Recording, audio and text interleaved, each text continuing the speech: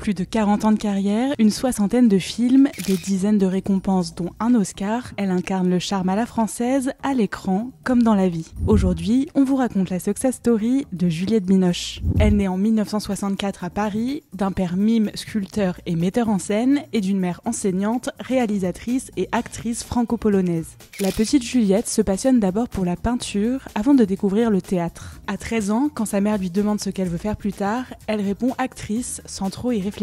Finalement, à 17 ans, elle entre au conservatoire du 6e arrondissement de Paris. Elle joue dans quelques pièces de théâtre, passe des castings, travaille en tant que caissière et tourne même dans des publicités. Prenez un chamallow entre le pouce et l'index, vous le posez délicatement sur la langue. Au début des années 80, elle obtient quelques seconds rôles dans des films de Jacques Doyon ou Jean-Luc Godard. Elle est finalement révélée dans Rendez-vous d'André Téchiné, puis enchaîne les succès. En 1988, on la découvre dans son premier rôle en langue anglaise, dans L'insoutenable légèreté de l'être. I know you see other women, I know it. L'actrice déclare d'ailleurs qu'à l'époque, son anglais était très limité et qu'elle utilisait un script traduit en français pour être sûre de bien comprendre son rôle. Juliette Binoche devient une actrice internationale. Elle se permet même de dire non 3 fois à Steven Spielberg. Indiana Jones, Jurassic Park, La liste de Schindler, elle déclare que le réalisateur est un cinéaste d'hommes et de dinosaures, mais pas de femmes. En 1994, alors qu'elle se trouve à Los Angeles, elle échappe à la mort lors d'un violent tremblement de terre qui fait plus de 9000 blessés et 72 victimes. Elle se remet de cet événement et à 33 ans, elle remporte l'Oscar de la meilleure actrice dans un second rôle pour Le Patient anglais.